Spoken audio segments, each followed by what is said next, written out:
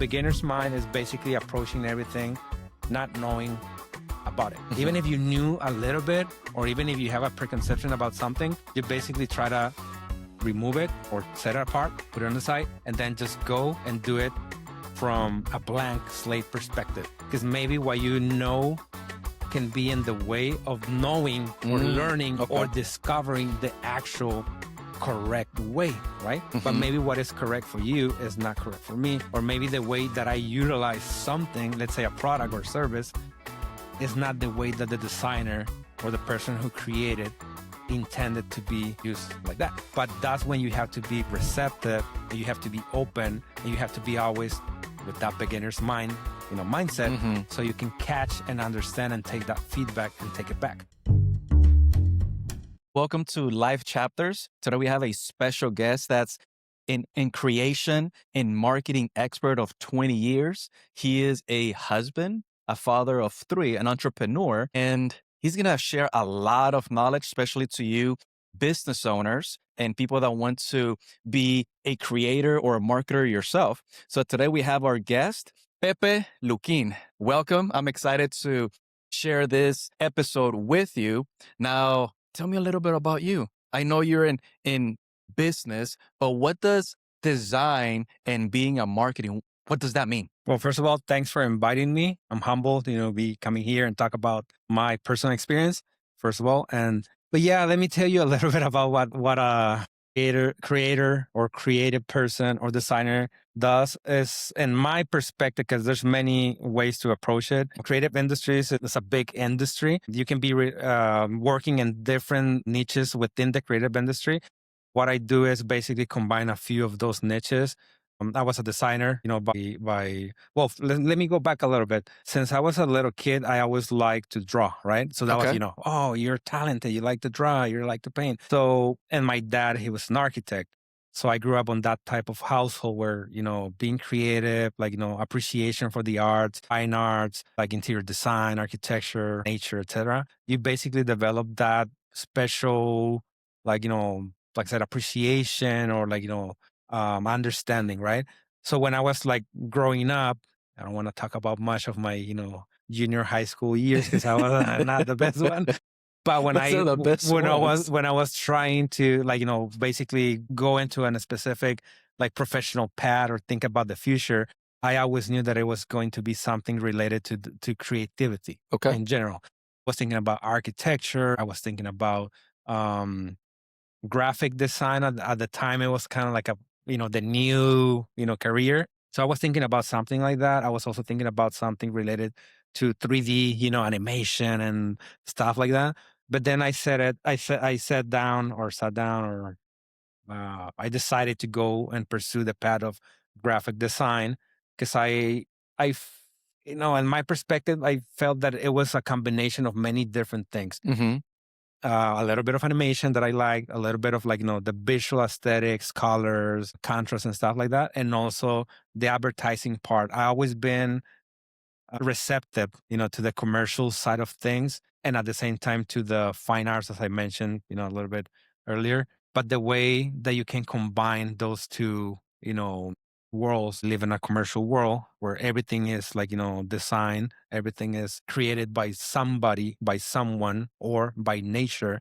And then if you have that kind of scope where you can combine and create something, put it in a commercial setup and also do it for good, I was like, oh, that's cool. You can do that on graphic design, advertising, marketing. So that was the passion that I, decided to pursue. When I was studying, I learned, obviously, as you mentioned, as a designer, you can do graphic design, posters, banners, for movies, for games. When you're young, you're like, oh, I want to do the poster for the video game. I want to do this and that, or for your favorite movie, for your favorite show. So that was something that I was super always inspired and passionate about. When you start moving into more of a professional set, you realize that it's not only what you like to do, it's what your clients need. But at the same time, you do the same. Use your creative, I will say toolbox or knowledge, skill sets, and then you provide them that kind of support to achieve whatever,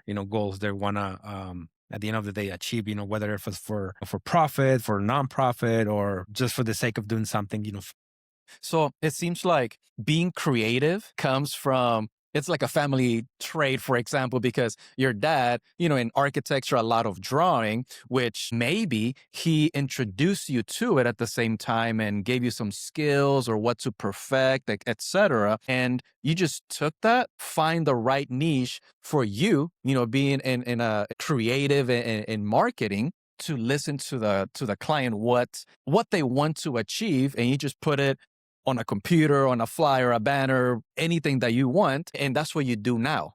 But that's not where it started. Yeah, I mean, you basically mentioned it right there. Yes, I grew up on a household where my dad, he's an architect. He's, I'll say, quote unquote, retired architect, because he's never retires from being an architect, but he retires from having a construction company, like, basically doing like massive infrastructure in Mexico, buildings, roads, bridges and stuff like that. And now he dedicates himself just to be an educator. He's been in the education industry for, I'll say, 40 years or 40 plus years. So most of the architects who graduate from, the program in Tijuana, most of them been, my dad's kind of students. Sometimes I just go out and people like, oh, you're the son of the architect. Yeah, sure, who are you, But yeah, so I grew up in that household where, I remember when I was, I don't know, like 5 years or like 4 or 5 years old.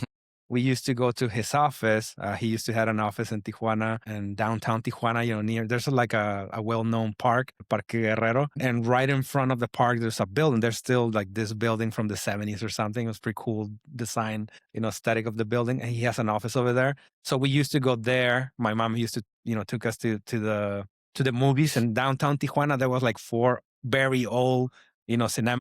They're still there. The buildings are like, like historic, architecture buildings. So we used to go to those like movie theaters. And then after the movie, we used to go to my dad's office. And then my mom would like basically, leave us there. She would go do something. And I remember I was always like, drawing. Because back in the day, if you were an architect, there was no computers, right? So he does everything by hand, like just colors, like all kinds of techniques, like, pastel colors, dry pastels, like, like markers, like different techniques. But they had like an entire like set room full of like, colors and like paper, like different type of papers and stuff. So I remember I was like drawing, painting something. And sometimes I was like using like the paper that I shouldn't be using or the color that I shouldn't be taking.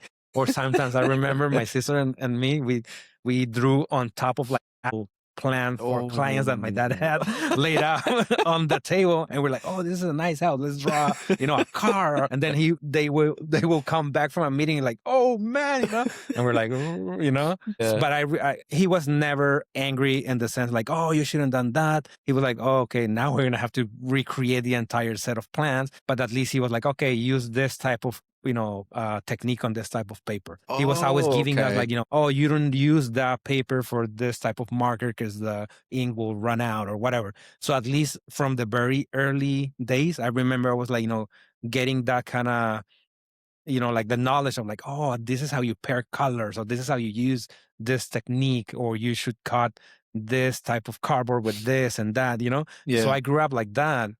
It's funny because I was always like doing, when you're a kid, you're building forts and houses and stuff. So I remember we were doing that underneath the desks. Back in the day, architects, they used to have a specific set of, articulating desks that you can like tilt and move. I remember we're doing that and tilting the desk and putting them together and building the forts and, like working with the plans. It used to use like tubes to carry the plans and putting them like the blueprints. And we used to use them like as guns. Like, oh, this is my bazooka and stuff, So we were involved in that type of kind of environment, using the toys that we used. They were not really toys. They were tools for creation. And we were just using them, remember the rulers, the stuff. We use them as guns, the angles and stuff like that. We were just like, we were kids. He was, like I said, he was never angry in the sense like, don't touch my things and stuff. He was like, I guess you guys are gonna keep like drawing. Might as well use this paper with this type of marker, so that Mm, way you don't use my special, colors. So yeah. It seems like you had a pretty fun childhood. And what I enjoy the most is that your dad, instead of, grounding you or hitting you or, talking bad on you for writing on their plans, because those plans, they gotta be for the next project that they're working. But instead, he used every single thing as like a training, yeah, right? you Like can. a teaching Yeah. scenario to be able to help you out for the future in case that's something that you decided to do. Now, what is one thing from that childhood that you enjoyed learning and that you doubled down on it to make it even better for your upbringing, going to school, college, and becoming the person that you are today? I think the appreciation for, like I said, appreciation, the arts, the aesthetics, the appreciation of design and creativity. Because I am always thinking about like, design about everything, like, Okay. design of everyday things. And there's actually a book called Design of Everyday Things that is pretty good. But Okay. I'm always thinking about like things like, for example, this microphone, the phone, even our watch, everything has been designed by someone. So I think from that early age, what I described, like he was like teaching us how to pair type of paper with type of technique, oh, this marker will, run down on this type of paper because it's like, it's like a little bit more like flat surface Hmm. versus, or it's wet. The technique is wet. You should use this more, you know, um, absorbent type of paper. So yeah, on that early age, I was appreciating that there wasn't a specific use for things, regular things like paper, pens, type of colors, et cetera, Hmm. et cetera.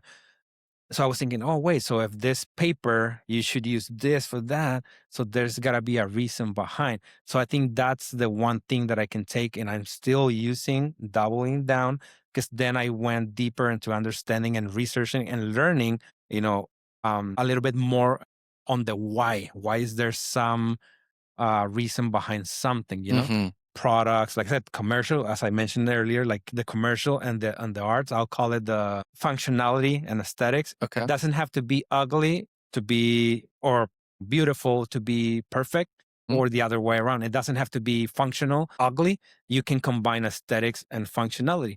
So, mm. right. So that's when I can take from the early days, like learning, understanding, oh, that's why this pen has like this type of brush tip, because you do this and that. So now you kind of store those memories in your mind, and then eventually you translate that into everything. Like I said, every single thing has been designed for a reason, to serve some purpose or specific goal. As simple, I don't know if you know this, Mhm. as the toothpick. The toothpick Uh-huh. that has like the two little lines at the Yeah. end is basically to crack it down, put it on the table, and then you rest the other use portion of it on top of it.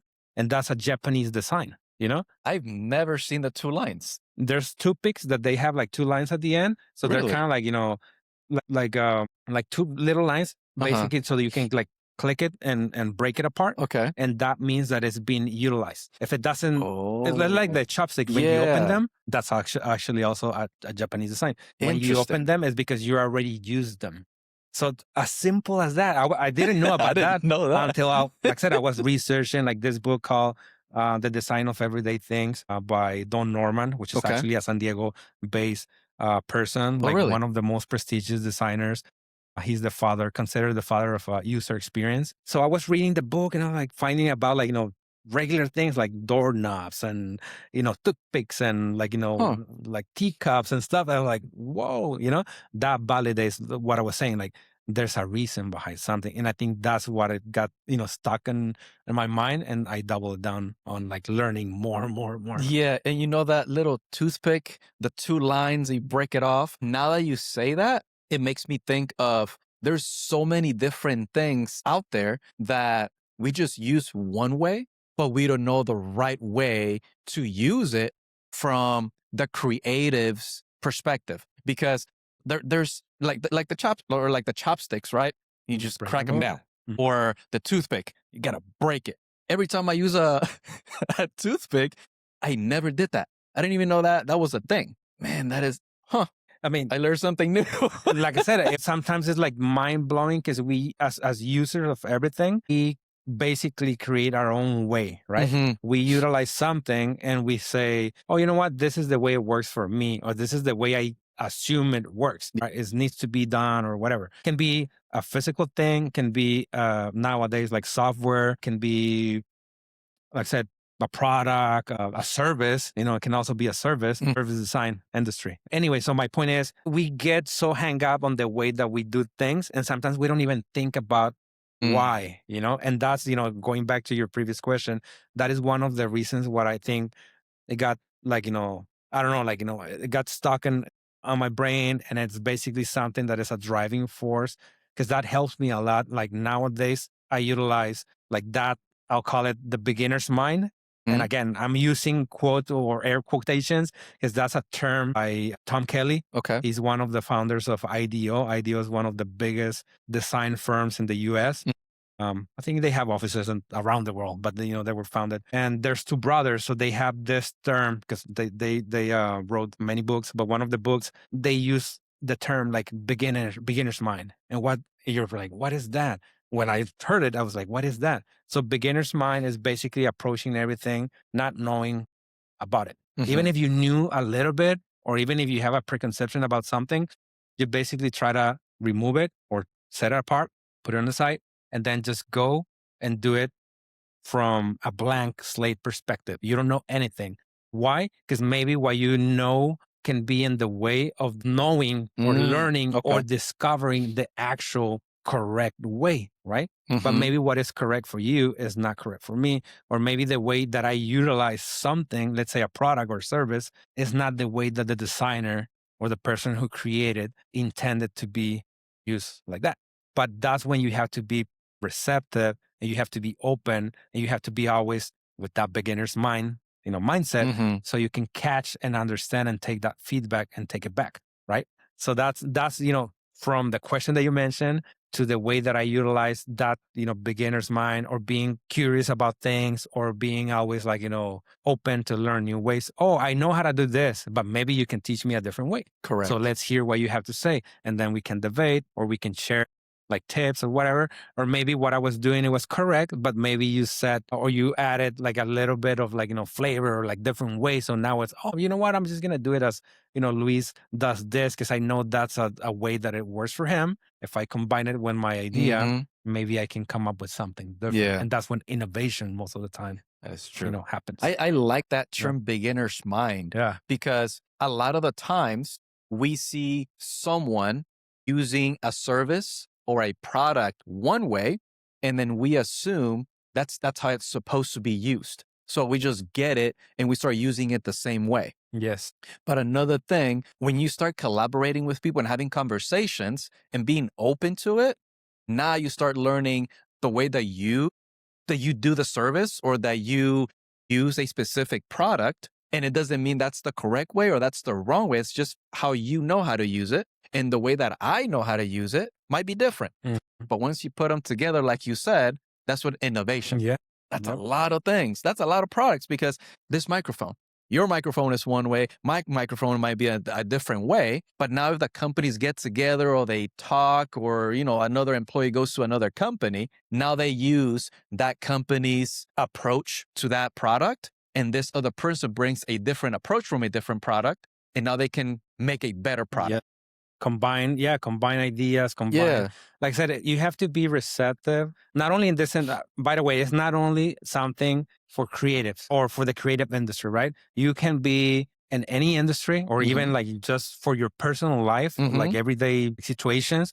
But if you have like that, if you have that, sensibility, as I mentioned, like you have to develop, right? You have to have that sense, like certain sensibilities, like certain traits and stuff, or knowledge, but you develop like everything. For example, you were talking about like working out. The Mhm. more you work out, the more better techniques that you learn, well, the better outcomes you're gonna have, right? The Correct. same thing on everything. So, and this side of the creation or the creative side is the same. The more you exercise your creative brain, I guess, the more you develop, the more you are aware. And also that takes me to the combination of life, like I'm gonna touch a little bit on this, like personal life and also like the professional side. Because on the personal side, self-awareness. I'm gonna talk about like a little bit of self-awareness, mindfulness. I'm not gonna go into religion and stuff like that because everyone has their own set of beliefs and stuff. But let's say just self-awareness, mindfulness and stuff also helps to develop like kind of like that side of the brain that is gonna help you be more receptive to nature, to your relationships, the way you talk to your kids, if you have kids, the way you communicate to your spouse, to your parents, to your peers, to your friends, to your coworkers. Because everything is there for a reason. Yeah. Nature. I'm a very huge believer in Mother Nature. That's one of the things that I do, in my free time. Landscape. I like to plant, trees and fruit trees and this and that. Because I'm always amazed, like, even in my backyard, every day, every time that I go out or something, I discover something new. I'm always taking picture of like, the plants and stuff. And like my kids at the beginning, they were like, what are you doing? Like, weird dad taking, photos of a plant and stuff. And then I was like, come closer. Look at this thing. Do you see how check on the pattern, how this flower is formed? And then when you tell them what is it that you're looking at, if you stop and take the time to appreciate, then you're going to be like, oh, yeah. And I was like, look at this flower. Now let's go check on the other one. They're completely different species, but at the same time, they have the exact same pattern where they grow like their, I don't know, like their flowers or whatever. So that's what I'm trying to say is like you are more aware, you stop and you appreciate like everything. So that's one of the things that I really believe, having that early childhood experience or those experiences develop, or at least spark the curiosity and to pursuing like that, I don't know, like need to understand more, understand. Because I'm always like, what is the reason behind this? When I talk to a client or when I'm like doing discovery with clients, I'm always like asking questions like, oh, and tell me this and explain that. And why do you think this?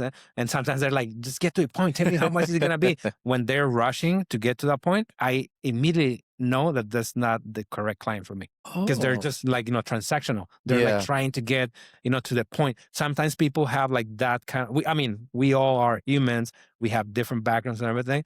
And we grow our thick skin, we try to be protective of our self, our fort, I'll say. Sometimes, and I get it, and we'll touch a little bit about trust at the end. Immediately, I will know like this person is either like, they're protective mode because of some experience that past experiences or something that happened in the past, or because they're not the correct client. And I'm pretty much you go through the same things where you talk about people and like, process and stuff. And you're like, oh, you know what? I get that. And sometimes people say like, it's not about feelings, but sometimes you get like that, like you can feel like, the vibe, you can sense, and that's being receptive, being open, being, aware, self-awareness on the mindfulness personal side. And then on business, how do you translate that into the business side, right? Yeah. And also like everything, wrapping it up into the creative industries. Because at the end of the day, creative industry, you do is the outcome of being creative or a creative process is something that you're going to visualize. You're going to listen to. It's audio visual. So your senses. So we all as humans have senses, right? So whether it can be a music or a piece of music, can be a piece of art, like a painting, a photograph, can be a movie, whatever, if it sparks or triggers some response in your brain, is because you're getting some sort of connection. Yeah. So, but yeah. So okay. I think I elaborate a little. That was good because what you said about the backyard, that's the one that stuck with me because you're taking pictures, every day that you go back there and you see something different in the trees that you plant or the roses or anything like that you plant. And a lot of the times we don't admire things because we're just seeing it far away. And when you get closer and you're like, oh, look at this little twist or this little flower coming out, all those little different things that you have an eye for detail. And when you're sitting down with clients, you want to be very specific on what they're trying to achieve because it's not what you want, it's what they want. And at the same time, you're visualizing and putting together their words so you can give them a product. Yes. And I like that you also say no to clients because it could be a headache when when they're just demanding, but not giving you a lot of information. And you're just like, what do you want? So I like that I like that you do that. But all of this was in Tijuana, right? That's where you grew up and et cetera. Now you had to come to San Diego. Can you tell me a little bit about that transition? Why and when did you decide to come? I'm just gonna give you like another term. We were talking about the bag jar and the nature and all that. There's it's called slow growth design. It's a trend, not a trend, for the sake of like something that is gonna pass, but it's like I guess a discipline within the creative industry that is called slow, growth design, and it's mainly stuff that it takes time. When, for example, if you go to Europe or some places where it's like an older, they have more story, because it's an older culture and stuff. And you go and now we go, or Mexico, like, the pyramids and stuff, you go, or Egypt or whatever, you go and you take pictures and everything looks, eroded and like, old, but there's some beauty behind it. Yeah. It's because time does, something. So that's the slow grow movement, and then in nature, you can see it because like plants are like living organisms, right? Yep. So one day can be like this, and next day can be like that. Yep. And the next day can be like fully, blooming, and then the next day will die. So if you're receptive and open to understand and also follow, the natural transition of things, that's very translatable to our lives, our everyday life, and also to our businesses. You have a client, you develop relationship, you start working with them, and then you have your pick where you're like, doing everything with them, helping, getting results or whatever. And then all of a sudden it can be for the good or for the bad. The client relationship will die, and then you start like developing a new one, right? So I just wanted to kind of, again, like I said, I was thinking about, design concepts and stuff, the slow grow movement. Okay, in my transition, that's also I think it's kind of like the slow design transition, because it was very, I'm not going to say it was like rocky or like difficult by any mean, like not at all, but it's different, right? It was a challenge, still is a challenge. Why? Okay, so I was born and raised in Tijuana. So I grew up over there, like every other kid, watching The Simpsons, listening to, actually, I was a rocker since I was a kid. Okay. I was like 13. I was talking about this with my wife the other day. I was 13 years old, 12 years old, and I was listening to Slayer, Metallica, like Iron Maiden, etc. These kids, they're listening to something different. I'm like, I have my opinions, but I reserve my opinions. So I was a kid playing, basketball, like, doing all kinds of like every other kid. But at the same time, I was thinking about like, art. I was painting and I was taking classes and this and that. So I went to school, as I mentioned. So I pursued graphic design. I have a bachelor's in graphic design. And then I pursued my master's and also in digital design and marketing. But when I was growing up in Tijuana, I met friends. I was in a metal band. You play music too? A heavy metal, like not heavy, like, actual trash death metal. What do you play? The bass. I used to. I have a bass right here. I used to have the long hair, like, all kinds of piercings in my face, like expansion. Like I was a metal person. Really? Yeah. I don't see any of that. So I was a kid, with my, my buddies from, we grew up, since we were kids. So we grew up, we formed a band. Even my sister, she used to play metal, like the drums and everything. Nice. And then we had another set of kids. They were like the younger generations, the sisters of my friends. They were the little kids, we were playing like, oh, shoot, like, oh, we go play with the Barbies and that and that. But then when we grew up, one of my friends, he used to play the guitar. One of my friends, he started like dating one of the girls that it was the friend of another friend's sister. Right? Because they grew up already. Yeah. So they were like, you're in the age, like, oh, girls and this. Yeah. So he started dating one of the girls, and then there were like some other girls in the group and blah, blah, blah. So eventually we all mingled together. We would become like a good, kind of circle of friends because we were from the same neighborhood. We knew each other since we were like, little kids. And then I was still in the band. We used to play a lot, like every Thursday, Friday, Saturday, and Sunday, most of the time. Every time that there was an opportunity, we will go. Nice. Okay. We'll go and just make noise, as my daddy used to say. So we go. And then one of the friends of my friend's sister, and now my wife, we started dating at that time. And like, we were kids and this and that. We were still studying. She was studying. She's a chef now. I think she's like the third generation or fourth, one of the first generations from culinary art and art institute here in San Diego. And I was finishing my a graphic design program in Tijuana. So we were dating and we were talking, we were getting a little bit more serious after years and blah, blah, blah. And we were thinking about like, oh, what if this, what if that? You're in love. You're talking about, the future as if it was like something that is just pink and, unicorns and rainbows and stuff. Everything's perfect. Exactly. So we were talking about that and this and that. But since the very early, stages of our kind of relationship, I will say, she grew up in a household of binational, like, kind of parents as well. Dad and mom, they used to work in the US. Both of them are like retired now, but they used to cross every single day. Oh, Every single day. 3 a.m., 2 a.m., and then, driving to the border, waiting a few hours, driving to, I don't know, like Poway or Encinitas or, from Tijuana. It's a long That's commute. a long one. A single day for 30, 35, 40 years, my father-in-law. So she always say like, I don't want to do that. If we ever get to the point that we're serious about our relationship and this and that, I don't want to do that. We either stay in Mexico or we go to the US. We stay in Tijuana or we go to San Diego. I used to cross to Target, Best Buy, the weekend. Oh, let's go eat on In-N-Out. For me, it was just like going once every week or twice a week. I used to come every week, for gas, to Arco stations and stuff. Yeah. So for me, it was like, I didn't knew what it was like, all about like crossing every single day. And I was like, yeah, sure. Because we're still thinking about like, everything is perfect. Yeah.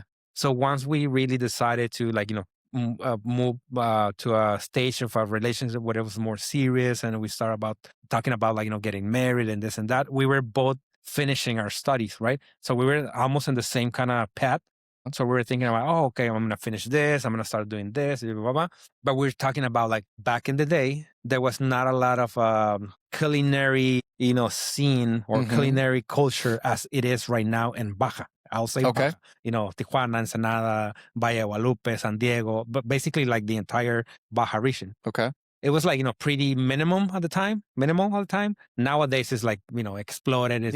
About like, wines and restaurants and fine dining and Michelin stars, tacos, or whatever. Yeah. So we always say like, you know what? I think it's going to be easier for me as a designer to basically move to the US and learn the language because I didn't speak any word of English. Oh, okay. I couldn't understand everything because I grew up listening to The Simpsons and watching, Fox and, whatever, all the shows and radio. But I was not exposed to talking, fluently talking to someone. She was always in school on the side, like working on the side. So she was fluent and she was more, aware of the culture on the side. And I was more like, binational culture is different. So I was like, yeah, I think it's going to be easier for me to move into San Diego. Because one of my dreams at the beginning was to move to San Francisco. Because there's a few key design agencies that I wanted to work with in San Francisco. So I always want to go to San Francisco for some reason. And she said like, okay, let's try San Diego first. And then we'll see if we can move to some other place. So we decided to get married a few years ago, 20 plus years ago. Say, just a few years ago. So we decided to get married and everything. And then at the time, it's interesting, at the time, that's where it gets kind of rocky, but not difficult. Because I was already finished with my design, degree in Tijuana. I was working already in a few places. I was actually working in government, local government, Tijuana, within the communication department and marketing, doing what I studied and everything. Okay. But then I started working with a doctor. Randomly enough, I started working with a doctor that was a retired doctor in the US. It's weird because it was an Italian person who practiced medicine in the US, but he used to live in Canada. And then he retired in Mexico. Oh, okay. So it was an interesting character. Yeah, okay. He got married to the typical beautiful Mexican wife. They stereotypical. They moved to Rosarito. They bought a house over there next to the beach. He bought a small building over there, and he had a business. He had a was like a beauty. I don't know, like it wasn't like medicine practice, but it was more like on the beauty kind of side, like a spa treatments and skincare. Still related to medicine, but not fully like prescription drugs and stuff. But he was the owner, right? So the wife, she was the one operating the business. But at the same time, oddly enough, the doctor had a newspaper. Why? Because he was a retiree in Mexico, being an American or Canadian American person. He was always complaining that there was not enough information in English or open to the retirees who live on that community. So he took, basically he took the the problem and turn it into a business. So he had a newspaper, a local newspaper, catering towards that community. And then he was like, looking for a designer, a friend. I don't know, some friend who used to work with him or something. He connected me, and then I started working with him. And for me, it was good because that was my first real life, experience talking to somebody who doesn't speak Spanish. He was, like I said, was a doctor who was fluent in Italian, and then he was fluent in French because he was used to live in Canada, Yep. and then he was American. So he was communicating weirdly enough with his wife, who only speaks Spanish. And I was in the middle. I was the one translating sometimes, tell my wife this and that and that. And I was like, wait, I don't even know how to say that. And he was like yelling in Italian and coursing in French and this and that. So that was like the beginnings, stages where I would say I had that firsthand experience on exposing myself and talking to somebody, because that was my fear. Like, I don't know how to speak English. I don't know how to say this. I still say a lot of things incorrectly, right? But I always said like, hey, disclaimer, this is not my primary language. I'm still learning that. But that was the first kind of phase. And when I was there, I was like, okay, I can do it. First you have the fear, like, oh, what if this? What if somebody's going to laugh? And then I developed, I guess, like a little bit of a sense of like, how do you say, like, when you think you're confident, Confidence, right? yeah. Like a sense of confidence. And I was like, you know what? I've always wanted to like pursue or find a job in San Francisco in one of the design firms. And I was just naive, sending resumes all over the place. And I'm talking about like before smartphones and before, technology. It was email. At that time, it was like email technology. And that was like the main thing you communicated, but, across the world by sending, email. And web, like firms, they had like websites and stuff. So I was sending resumes and whatever. Obviously, nobody like responded from those big firms that I was applying, or just randomly sending my unsolicited, information. But I sent to a few others here in San Diego and also in Mexico City, Guadalajara, some of the other cities. And then I got response from two. One pretty well established, agency in Mexicali. They have national clients, local industry clients and stuff. And then I got a response from a San Diego agency. And I was like, wait, I got an email, Yeah. Email was like, you were expecting an email, and it was like the excitement of like opening your inbox and somebody replying back to your message. So I was like, wait. So the person who replied basically told me, can you come for an interview? And I was like, yes. And I was like asking my wife, what is an interview? And she's like, oh, they want to, interview so you can talk about your experience and this and that. You need a resume. And I'm like, what is that? I just knew about how to put together a portfolio piece, like a portfolio showcasing your work, like your talents. So the person told me, can you come this day or that day? He basically shared like a couple of different dates, availability, and let me choose one. And I was like, yeah, sure, whatever, let's go. I mean, believe me, I was not even aware how to get to the point, to take the trolley or get to the office, that he was like, he sent me the address, and I was like, I don't even know where that is, but I'm going to be there. Yeah. Right.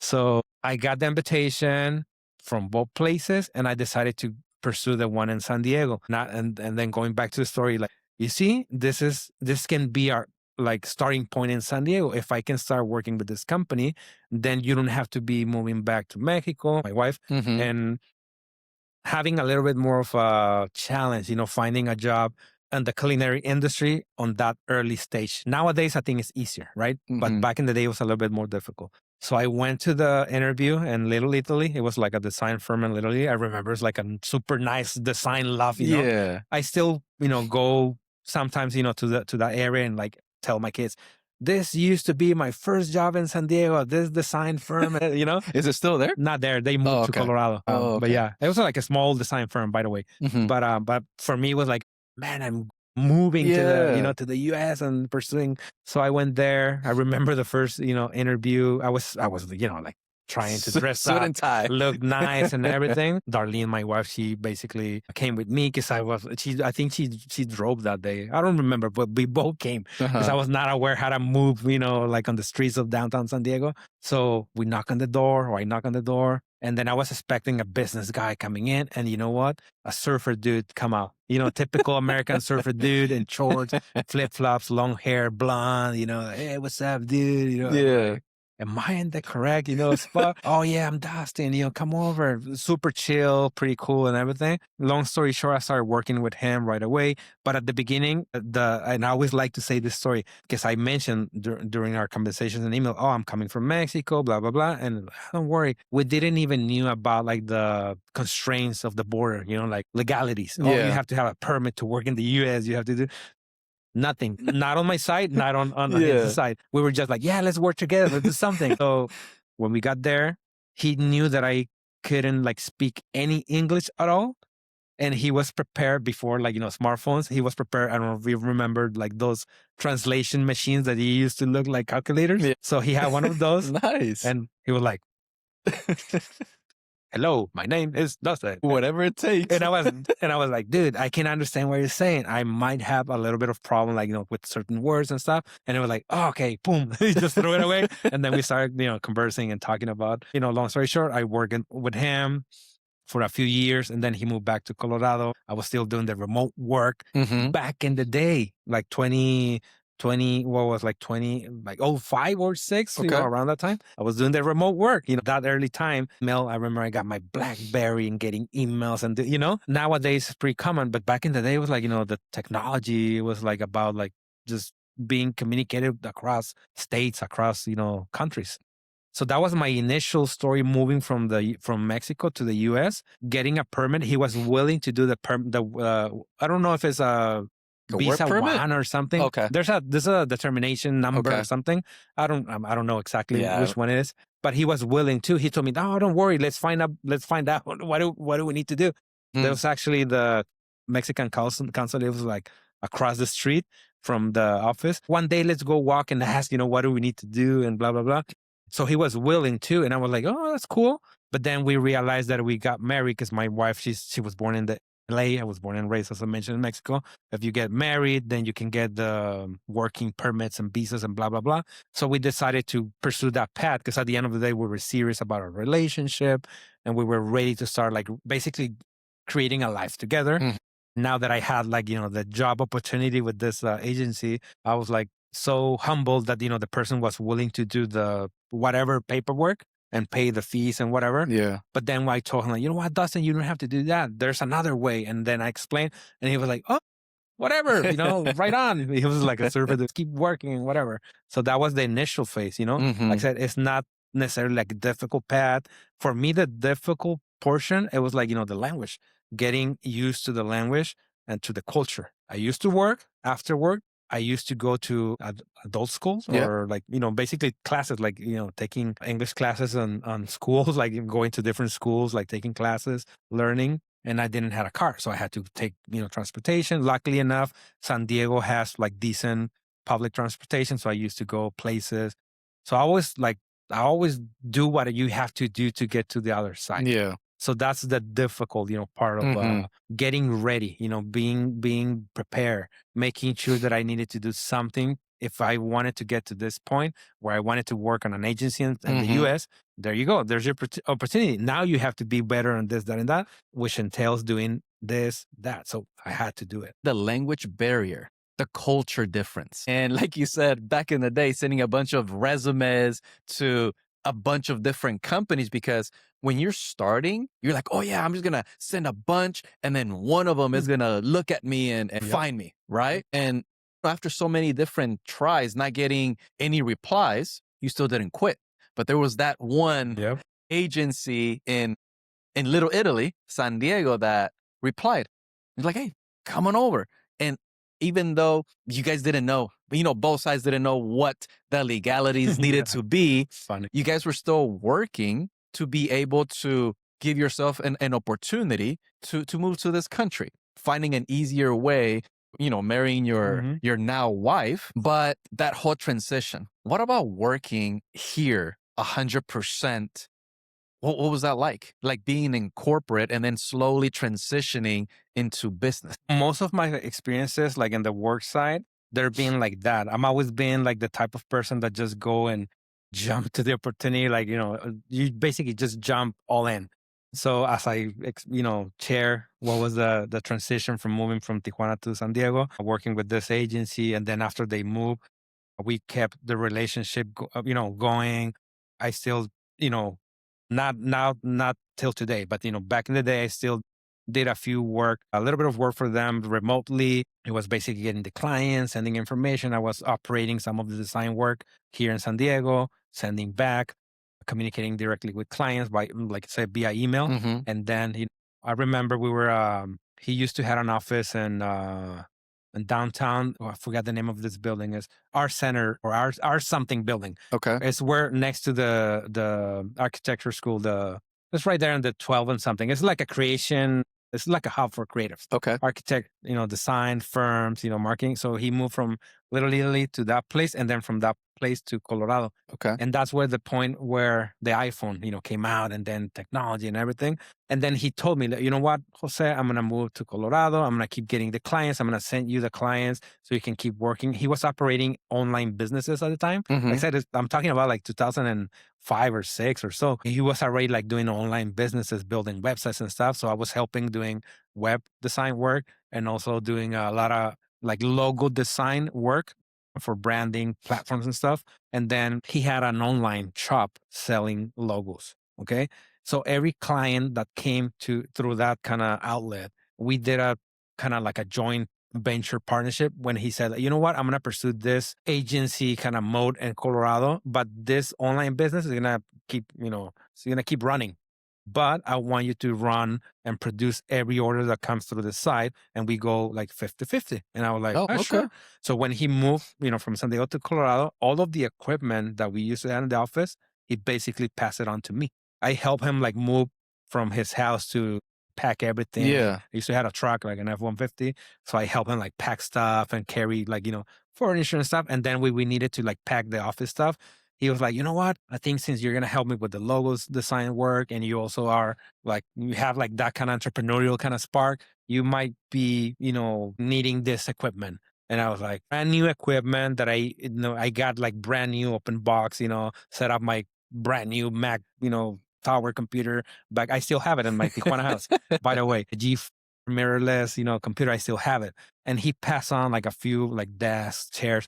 And I was like, dude, I can, pay me something, give me $400 for everything and you can keep everything. And I was like, I don't even know where to put it. I don't have a place to store everything. Let's just figure it out, but keep it. Otherwise, I'm just going to give it away. So I was like, oh, boom. So that was one of the initial, I'll say like, head starts on thinking about like opening my own kind of practice where I'm going to go slowly to that. Yeah. But then he was like, okay, I'm going to move. I'm going to pass the clients to you. But if you want in the meantime, I don't mind if you get another job because I'm going to send you the orders you can do. We develop a system where I get an order, I'll work on it, send it back 24, 48 hours, get deposit payment, and everyone was happy. Nice. So I was doing 5, 6, 10 logos a day, $500 per logo. That is back really in the day, good. I was doing good money. Some weeks I was doing good money, some other, depending on the orders, how they come through the website. But I was getting good money. And at the same time, I was working in my house. So I got a taste of like being entrepreneurial and like not running my own business, but working with somebody who was running their own business. So I was like, oh, this is interesting. So what I did is, okay, I started looking for another job because I was like, I need to find another steady job. I'm always thinking like that. You have to have, because that's something that my dad still in us. You have to have something steady and at the same time pursue your dreams and what you want to do. I mentioned earlier, he's a teacher, right? So he's been in the industry for 40 plus years. But at the same time, he had his company. So he was always like running company and doing the school as a secondary kind of thing. Yeah. So he always instilled that kind of mentality. So I was thinking like, okay, so I'm going to keep doing this with this online business. What if I start looking for something again, steady in San Diego? No kids, you only have your spouse, the time, you have more time. So I started looking for another job and finding and looking and this and that. Same approach. Boom, boom, boom, sending a bunch of random unsolicited, like, portfolios and resumes. Now that I knew what a resume is. Exactly. So I was putting together resumes and sending and boom, boom, boom. And then I got another interview, right? Same thing. Now it was a little bit the same situation on a little bit larger scale. Okay. It was a startup at the time, but now it's a downtown office and Fifth and forgot the other street, Broadway, I guess, building, the 6th floor or something. So it was a building. Oh man, so it's a bigger company, blah, blah, blah. same thing happened. I was like all dressed up, and Student. there was people like like in those shows or movies where there's like four guys sitting in the lobby, one Yeah. wearing suit and tie and everything, and the other was like whatever. I was kind of like in the middle. Okay. I'm always dressed like this, like casual, like business casual. But I was expecting the same. Oh man, this lobby, glass. I don't know, like glass door. The meeting room was like, one of those like smoky glass meeting rooms. I was like a little bit kind of shaking. I was like, Uh-huh. oh man, I think I'm not gonna be right for this job or whatever. And then another surfer dude came out from the inner offices wearing shorts, flip flops, long hair, not blonde in this case, but long hair, tattoos and everything, long beard and stuff. Hey, dude, what's up? Are you Jose? Yeah, come over. And I was like, is this real? I was like, is this real? Okay, so we enter the conference room, and then we sat down, and I was like so nervous, like I didn't even knew how to approach the conversation. It was like my first formal interview that I had in the US, because the other one, the previous one, for me, it was like, that was not normal. I was thinking like Yeah. that wasn't like a normal interview. So in this case, I was thinking that that was going to be the normal interview in this building, and it turned out to be exactly the same. So the guy sat down. I was kind of nervous, shaking. I don't know how to approach, what to say, how to start a conversation. And then he told me like he put a USB, back in the day, like USB thumb Yeah. drives. He put one thumb drive in the table, and I had another one hanging with my PDF, portfolio in case I needed to connect and show something. So I didn't have a laptop. And he was like, Jose, just tell me one thing. The work that you send, is that something that you do, or do you stole it from some other places? And I was like, what? Oh, I felt the question. I sensed the question. I think it was like the language, barrier, the cultural barrier. I Mhm. felt it as an offensive question, Mhm. because as if somebody was kind of questioning if you had like that kind of integrity, of you were just like stealing stuff and putting it together. So I went on the defensive, not being aggressive, but on the Mhm. defensive, explaining how I did certain things, right? Explaining the techniques and how, the software that I use and why this and that. And then he was like, oh yeah, dude, relax. I just want to know if you do this, if you did the work or blah, blah, blah. Cause some people, they send me bullshit work and blah, blah, blah. And I'm like, I just want to see if you're legit or not. And I'm like, oh, and he was like, but if you're explaining the details, that to me, you're responding that you did the work. Yeah. And I was like, oh, yeah, yeah. And then he was like, okay, you're hired. Go talk to the HR person and do that. And then once you're ready with all the paperwork and all of those things, Uh, come over to the sign office. And I was like, what? Wait, what? Just like that. Exactly. And I was like, what? Okay. And then I remember it was about, the end of the year. I remember exactly the year, but it was like after Thanksgiving or near, Thanksgiving, end of the year. And I had a planned trip, to Mexico with my wife and family. And I told her like, oh, wait. There's something that I want to say, there's something. And I was like, by the way, because he told me you're hired as soon as you finish the paperwork, come over and start working. And I was like, you know what? We had this family trip. So I started explaining, and he was like, dude, don't sweat it. I'm from New Mexico. I'm going to move. I'm going to go with my family. We're going to be coming back January, whatever. Once you're back, email me and come over to the office. And he told me, just do the paperwork, during that time. So that way, when you're back, you don't waste time. So we start right away. I was like, yeah, sure. Okay. So for me, it was like, dude, that's, okay, whatever, let's start working. So I started working with a company. It was a startup, small team in downtown. The owners, there were two Australian brothers. If I had challenges with the English, imagine talking or listening to the owners of the company who spoke English with an Yeah. Australian accent. Sometimes they were like saying I don't know, they were fast, they were talking fast. And I was like, what? And they got mad at me one time because, are you dumb? You know, like, and I just told them like, I'm sorry, it's the accent. And so I think that because I know I have a heavy accent, right? Yeah. Being Mexican, being the second language, English, my secondary language. So they kind of relate, and they start like, oh, okay, so this guy, because to me again, that was a multicultural kind of experience. We were from all over the place. Yeah. People from India, from Philippines, from a few Russians, like all over. So to me, that was like, man, this is cool. You get to learn about other cultures, going back to being curious, Mhm. being open, being receptive. So that was, I was amazed talking to, I had a few coworkers from China, Asian, like, Japan, Koreans. Oddly enough, a lot of design folks, they're from Asia, industrial designers. So I had like, that kind of exposure to many different industries in this company. And so the challenge, it was always the language barrier, but it wasn't the primary challenge anymore. Because to me, it was like, okay, there's a chance to grow. And there's also the opportunity to open up to other cultures. So everyone is receptive because they're also from different perspectives. Yeah. So what I need to do on my end is to keep learning, keep practicing. So I kept going to classes. I kept going to basically like taking lessons and learning and this and that. So that was my in between that job, because I got the job and the other previous experience. I also did another, I guess, freelance project that I was doing work with another agency, because I'm always doing many things at the same time. Okay. That company was different because they were coming from Mexico, wealthy owners from Mexico who moved to San Diego, but mainly their clients were large corporations in Mexico. And when I say large, I mean large corporations in Mexico. Sabritas, Telcel, Okay. Pasco, like those big ones. corporations. Yeah. And they had big offices in Mexico City, Guadalajara, Monterrey. When I say big, they're still running. One of the owners basically sold his participation on this company in Mexico, and then he become like millionaire, basically like a millionaire, wealthy person. He moved to San Diego, and he needed a team like locally here in the border. So through another friend from Ibero Design School, I'm working with this guy and da. So we form a team of like, kind of freelancers. Like I said, it was like a in-between kind of job thing, but we were working with them and doing projects for those corporations in Mexico.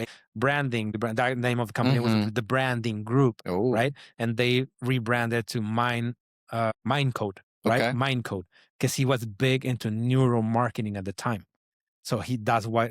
Then I learned he moved to San Diego because of the School of Science that is in, I think it's San Diego SD, not SDSU, the UCSD. One of those two schools, they have like a specific science, kind of school. Yep. And there's like, pretty big scientists over there. At the time, there were two scientists that they were working with them, developing a technique, for neuromarketing stuff and blah, blah, blah. Okay. He was writing a book. He was doing a whole kind of, to me, that was new. And I was like, Jürgen Klarik is the name of the guy. Pretty big, person in Latin America, entrepreneur, speaker. He does conferences, books, the whole thing. Pretty bright person. The other partner was also like a pretty bright political person. He actually lives in Guadalajara. The mind, behind a lot of things that happen in Mexico. So they moved here. They were living, San Diego, nice Porsche, and living in La Jolla because they were millionaires. Yeah. But they were Mexicans. So I was working with them. And I remember I told Jürgen once, tell me more about the neuro thing, the marketing, branding stuff. Because I like to do logos. Remember from the previous experience, I was doing a lot of logos. But when you move from logo design techniques into branding, there's more behind. There's the why, the company, how customers pursue your product, your services, the experience behind the brand. It's more than just the mark. Logo mark is a representation. So that was what I was learning with Jürgen and the team. And then I remember one day, because he was always like rushing, doing a lot of things, flying back and forth to Mexico City, Guadalajara, San Francisco, New York, all like boom, boom, boom. And we only get to see them like, 2-3 times on a month in the office that they had here in San Diego. So we're basically freelancing for them, doing the work. And one time I was like, tell me more. And so he grabbed a paper, Pepe, and he started like, shouting a bunch of like different names of books. Read this, read that, read that. And I was like, wait. So I was like writing everything. I ordered every single book that he gave me the list. So I ordered the entire like library book set from Amazon back in the day. They were just delivering books. Neuromarketing, psychology, neurolinguistics, neuroplasticity, cultural codes, all kinds of things that they were foreign to me. But I was eager to learn about and be ready because I was going to start working with the other company.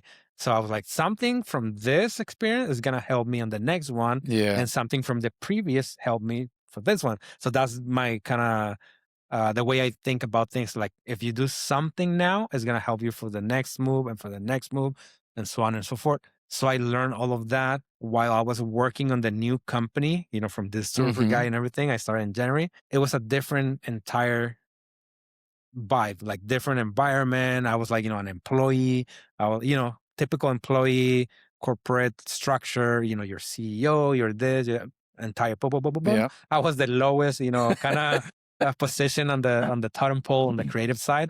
I had my creative, this director, and then the art director, and then there was a lead designer, and then I was a production designer, right? Yeah. And then eventually from that company, I worked with them for 9 and a few years, close to 10 years. From the very bottom, I started working and learning and doing and approaching everything with the beginner's mindset, learning, raising my hand. Because there was like I said, corporate structure. Yeah. There was your sales, department, your marketing department, your software development department, everybody had their own kind of, I'll say, group and universe. But at the same, we were part of an entire corporation that at the time it was growing fast. And the owners and one of the, like, I guess, higher, managers or whatever, they were pursuing, you know, the opportunity to get investors from overseas and grew the company and this and that. There was the need to do a lot of things. When you're in a startup mode or startup kind of environment, you have to be scrappy, you have to be resourceful, you have to be active, you have to be quick to respond and do things. And most of the other profiles there, I'm not going to say specific like persons or names or whatever, that were used, I guess, or more, yeah, I'll say they were used to the traditional way of being an employee. And what do I mean by that? You go and you clock in, you Yeah. do whatever is on your job description, you clock out, and then you're off for the day. You come back the next day and you do the same thing and the same thing. And I was like, okay, I'll do that because I'll get a steady payment, a check and this benefits.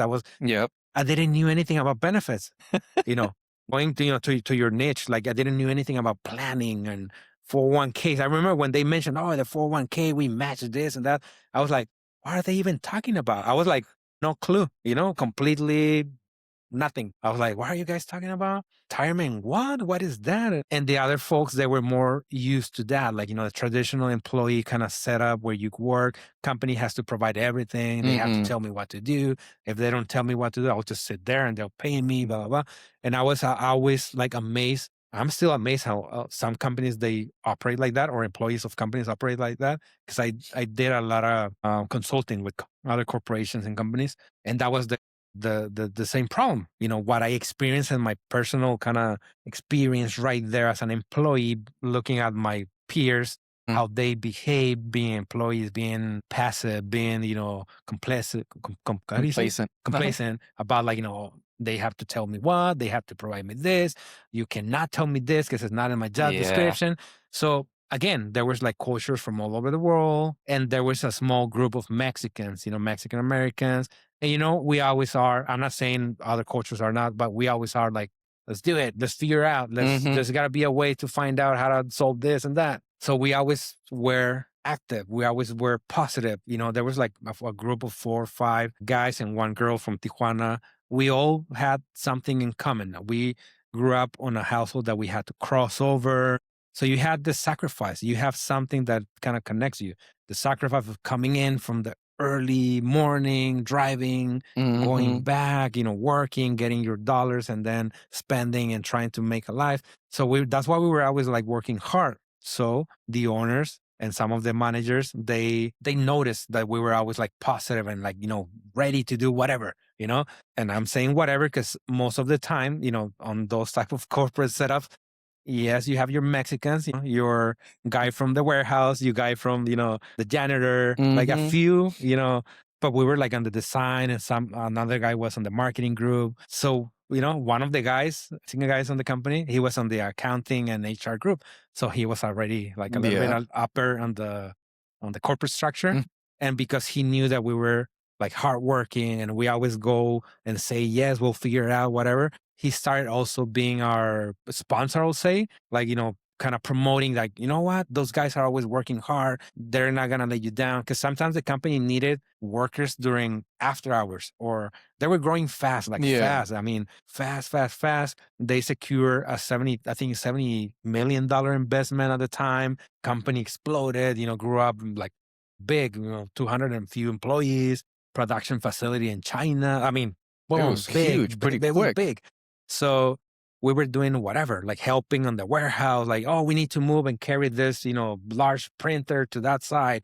Who can help us? Everyone's like, headphones down. That's not in my job description. I'm going to get hurt, whatever. And we're like, we'll do Let's it. get And it. I was like, guys, come over. Let's help, this guy, or let's help that guy move this. So one of the owners has started noticing that we're always like, boom, boom, helping. So he started like also kind of helping us to grow within the company structure, pushing us to do more. The guy from HR was always like, oh, guys, say this, say that, or behave like this, or when somebody asks you this, on da. So he was kind of coaching us. My art director at the time, now, I mean, we're still friends. He was harsh, he was hard, square structure, American guy, like, pretty, I don't know, I'll say square, like, pretty strict in the sense that this is how things are done and blah, blah. And I was bumping heads with him, but not because we were like, against each other, because I always had a reason why I'm doing things, right? So at the beginning, we were bumping heads, but then eventually he knew or noticed that I was not just fighting for the sake of fighting, because he knew that I was like working hard, proposing. That was the key thing, proposing ideas, proposing how to improve processes, how to do this, how to make things faster, how to save resources. It wasn't my company. It wasn't his company. But if you do that on a corporation, that's what I learned. That's when you get noticed, because you're providing benefit to the shareholders. Of course. And if you're providing those benefits up, eventually benefits are going to come down in the form of raises, better equipment, better, basically there's going to be a reciprocal kind of way on a sense. Most of the time you're helping shareholders, right? Yeah. So we got noticed. So he had me as one of the lead designers of the group, because I was proposing and being creative. So we did a split. So the group got split into production design, not being a bad thing, but production design basically being something that is repetitive, that is just like, you don't think about creation, you don't think about being, different. You're just doing whatever somebody's told you to do, finishing and going home. Yeah. Production work. And then the other portion, we were still doing, look at this, we were rewarded with being the creative side of the group. But at the same time, we needed to do production work first so we can have the time to do the creative work. And that was one of the things that I proposed. I told my lead or our director, if everybody does production work, and if we organize and set, rules and processes, and we basically split the workload and we assign like specific numbers. Let's say we got X amount of work orders that we needed to accomplish in the day, and we have 10 people, we split equally and everybody has the same opportunity. But what happened is I told him, but I don't want to be doing production work. Neither do this person, that person, that person, and that person. We want to be creating. What if we accomplish our quota of work, production work on the day, we move fast, and then we have the free time to do the creative work? Yep. And he was like, you're going to do double the work, but if you're willing to do it, so be it. Yeah. So we did it, and we started working like that. When we did that, we got noticed because we were doing more benefits for the company. How?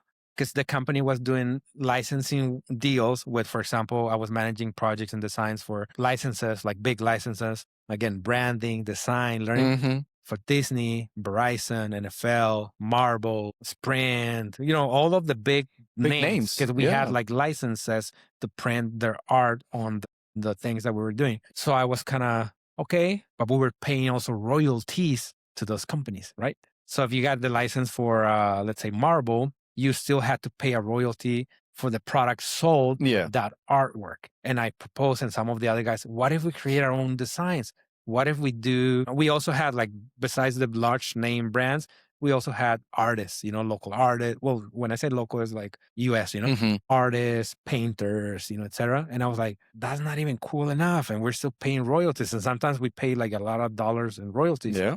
And I was like, what if we create our own designs in-house? And that way the company doesn't have to pay royalties. And then you pay us a bonus at the end of the year. And he was like, I don't know if the owners want to do that and this and that. So we started proposing. There was an opportunity with another group right there, the design, industrial design team. They were more creative, designing the physical products and the cases and stuff. But they needed graphics for some of the products that they were doing. And one time, because I had good relationship But some of, like I mentioned, some of the coworkers from China, from some other places of the world, we had like always chat about like our cultures and food and this and that. So she immediately came to me like, "Oh, Jose, we need graphics for this product. It's a program that we're doing with HP, blah, blah, blah. It's going to need graphics from all over the world because we have a program in Brazil and this and Russia and Hong Kong, Mexico City, US, blah, blah. What if you guys also design something local so we can propose?" And I'm like, "Yeah, sure." So we proposed, designs and stuff. So there was a few guys, like very talented designers, even like better. I'm not saying that I was the best, because I was the lead, but they were better than me in technique. And I was like, "Bro, you're great on painting this, that, and dude, do something like this." The other guy was like more like whimsical type of design. So we all basically come up together with a bunch of options, propose, and then we started doing that. We started to propose designs, and we created a line of internal design works. So the company was not paying necessarily royalties all the time. And then one of the marketing guys started doing the analytics check. Because corporate structure, you always had your people who are on your side, but they're against your Yeah. ideas, right? There's opposite groups and everything. Yeah. Politics, you have your left, you have your right. So same thing in there. In this case, we were fighting against, and not, when I say fighting, not necessarily like fighting all the time, but we were like, we needed to overcome the part of like the production work and also not making those folks doing just production work, feel like left behind because they were also creative, but not enough, to be proactive, but we also include everyone. Hey, we all are going to work on this theme. We need to come up with something that is nature related, butterflies. Everybody come up with like 3 designs. We're going to vote them. We're going to put them on this. We had a design kind of room where we like, put everything on walls and like those kind of scenes where you see in the movie that creative people like doing post-its and stuff. And we used to have that room. Okay. So we do that. So everybody's welcome. We're going to work. And there, after hours from this time to that time, we're going to vote on designs, share opinions. But obviously, people, they were like, "It's after hours. Are we going to pay overtime?" No, Yeah. I'm out. I'm not in. Okay, you're fine. Some others like, "Oh, I'm not good enough. My technique is not good, blah, blah." Dude, bring something. Maybe your idea is good and we can help you with the technique. Sometimes with the collaboration, some others like, you know what? I can. So people will like automatically how do you say, like self-select, I guess? Yeah. Sabotage and They were basically just like not pursuing the idea. yeah. So only a few, we still pursue the idea. We gather after hours. We were working there. And obviously in a corporation, the last ones to go are the owners, the executive, the top, decision makers. And for them, it was like, oh, somebody left the lights on the creative room. Oh, those creative. And to their surprise, most of the time when they come down to shut down the lights and stuff, guess what? There were the Mexicans working in there doing something. So they were like, "Oh, you guys are still here working. Oh, wow. What are you guys doing?" So, we were getting like that kind of notice. So notice, how do you say, like getting noticed? Yeah, getting noticed. Getting noticed. I was always like, raising the hand, proposing, pushing the team, like, "Oh, let's do this, let's do that." Luckily, there was like people like creative and light-minded people in the group. Like they were like, "Oh yeah, let's do that. Let's pursue that. Like cool." So we were always there.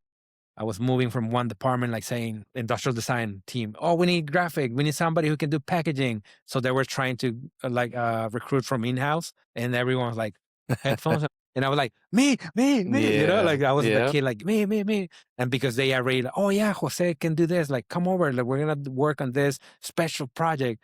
So I get to learn how to do and work with industrial designers. I learned 3D work, like modeling, because one of my coworkers from China, Fran, she was a great industrial designer. She taught me how to do CAD work and like do renders and all of those things. And then I was doing packaging with another folk who was an expert on like folding paper and things like that. Like for me, it was like, dude, I was learning and working with creative minds, minded people from all over the world. Our director from that group, the industrial design, Frank Teneski, he was one of the folks who work on Dell with Michael Dell, I think is the owner of Dell. He was one of the guys who designed for Dell, like, a lot of products and stuff. So he was our like kind of lead on the industrial design group. And I was like, dude, I'm learning from this guy. I'm Yeah. from this girl. I'm doing that. I was like, that's amazing. And I was getting paid, steady job, everything. At the time I was doing that. I was doing the freelance with the Mexican company, and I was doing still logos from You were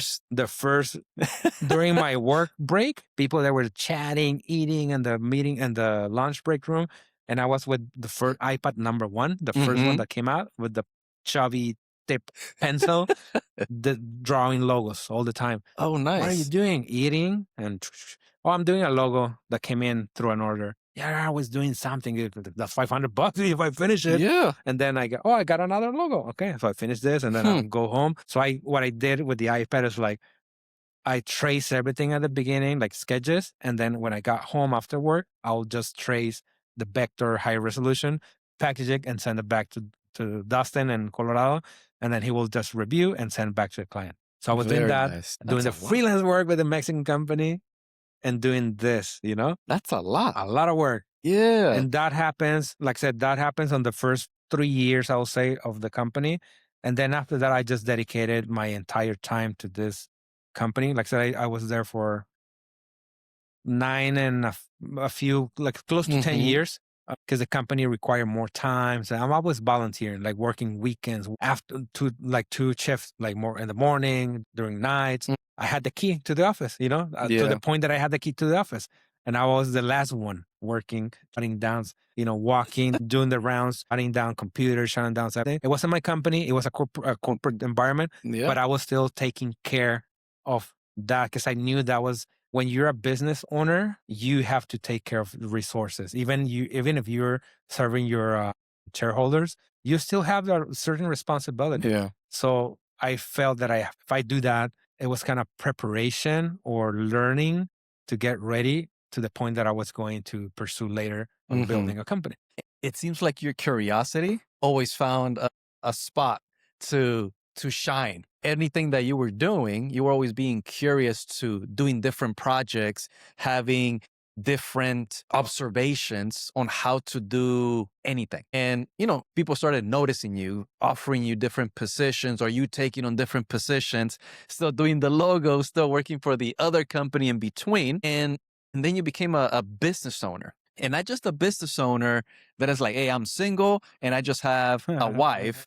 Now, at this point, you already have a kid and another one coming. How was that transition into business, being a father and a spouse? Well, that's challenging and difficult, I'll say, first of all, but it's also a blessing. Again, I think I operate always on being, or feeling that kind of sense of like pressure. Not necessarily that I have to always feel pressure to do something, but most of the time, that's something that I developed, when you feel that sense of pressure. I mean, even for example, because I know you're involved in the wellness industry, like physical culture and stuff. And I know, for example, I don't know a lot, maybe you can correct me, but I know, like, for example, that you do like those cold plunges and the like certain things like what's it called? The fasting, intermittent fasting and stuff. Like certain things that you do, you bring stress to the body to basically pursue an outcome that is going to be for the good, right? Correct. Again, I don't know all the science or all the things, but I know also like on the creative side, there's a way that when you feel like that sense of like urgency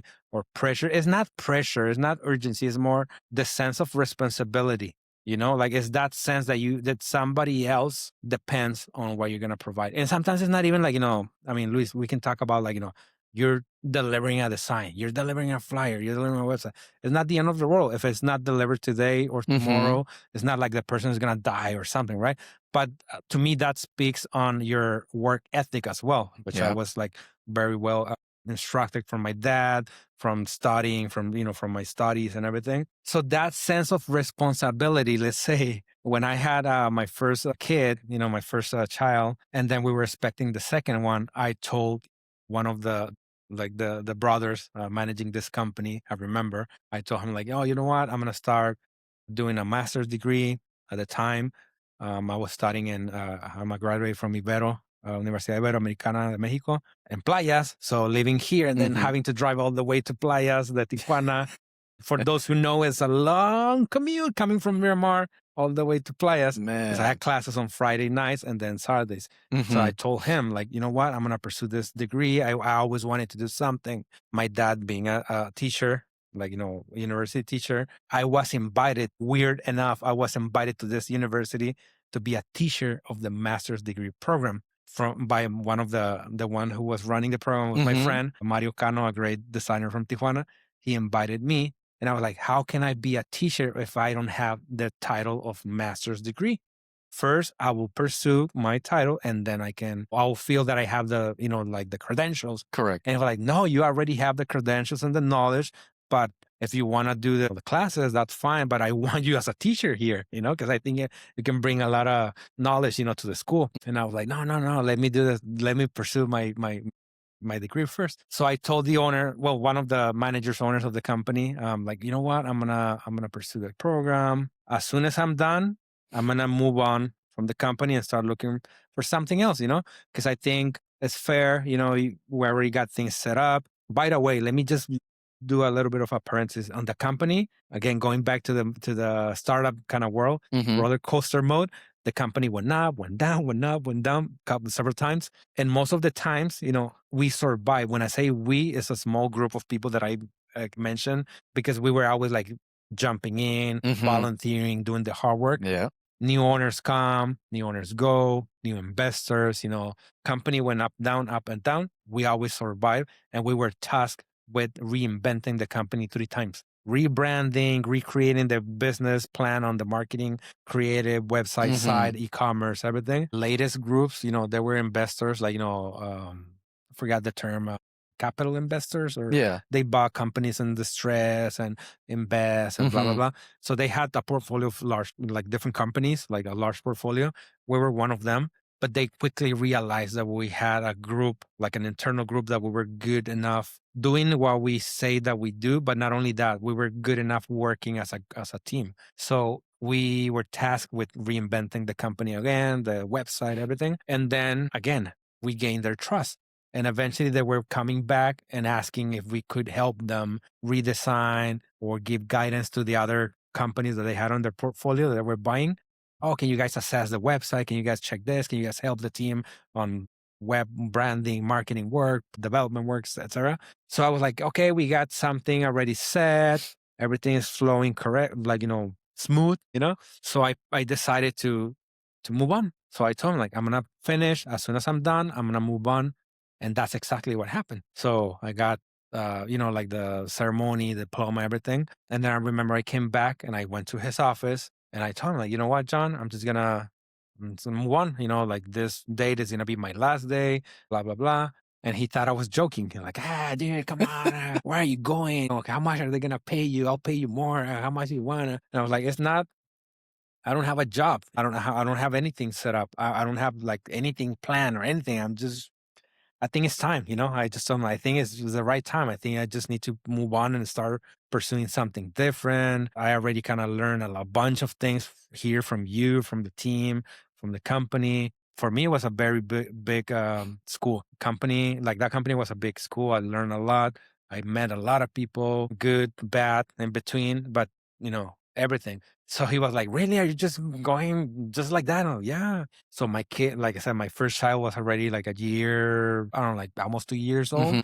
And then we had, my second child, Aaron, on the way. Dardina was about to be due. I don't remember exactly the weeks that she was in, but it was difficult, man. I was telling you, it was difficult times. I had to do homework at nights after work. One kid being 2 years old, training. It was difficult. The wife pregnant, but yeah. So I had a little bit of savings, a little bit, because I always been like, pretty strict in the way I admin, my time, my finances, my. I mean, it's not that I'm wealthy or anything. I hope, but I always been like, how can Planning. I always planned, I always had like that mindset of planning and some, because my dad instilled in us, like, you have to have something secure, like something steady. And then you have to, you have to have like wiggle room to pursue things, but you don't do just one job. That's why I was doing like many things. You see, I was told like, don't don't put your, what is that say? Like, Like your don't put eggs all the eggs in one one. nest or something Yep. like that. Have multiple income streams, do this, do that, save, don't spend everything, blah, blah, blah. If you get, for example, $100, save half and the other half leave with the less that you can spend. And I was like, why? So I always been like that. So I had a little bit of savings at the time, again, to put it a little bit more like, heavy burden on us. We recently purchased our house, right? So that was Oh. in 2020 after the 28 crash. Yep. So difficult times, the boom, boom, boom. So we were like, we always wanted to like, do more, You're like, oh, we want to do this, want to do that. Let's purchase a property here. Wow, but this is so expensive. You got to save. You got to save money. You got to save money. So we decided to start the process, like, previous year, like, realtor looking this, looking houses, prices, everything. Again, everything was foreign to us, like lenders and paperwork and this and that, like reading package of like paper like this after hours. So we're doing that. I was doing freelance. Crazy enough, you're going to think I'm crazy. Crazy More? enough, I got another full-time job remotely in Chicago through another friend who moved there, and he recommended me. And I was like, I'll do it because I'm saving for the house. So I was doing shifts in the company here in San Diego, getting ready to move out. Then I was doing the work in this company in Chicago, doing user interface design for e-commerce and systems. And I was working after hours. And then sometimes I had to be like super, super late, early hours because the developers that were in Romania and Eastern Europe time. So I had to be in the Chicago time for meetings, and then developers handing off files and then getting ready for the morning work in San Diego. It was difficult time. But we purchased our property in 2010. A lot of people that were losing their houses, that were losing their savings, that were having challenging times. I'm not saying that it's because of like, to blame anybody, but there was like a circumstances. But if you don't have like your planning ready or set, your economic plan, your business plan, and everything set, you're going to have hard times. Yeah. You're still going to get hit, but you're going to have like lesser challenges, I guess, or lesser problems. So at the time, everybody was struggling, and I don't know how I'm going to pay my rent and this and that. I was working like two full times, one freelance gig, and some like random orders from online logos. My wife was doing like 2 shifts. We were saving. So we got enough to do the down payment, purchase the house. We had the kid, and then the other one was on the way. I was doing the master's degree.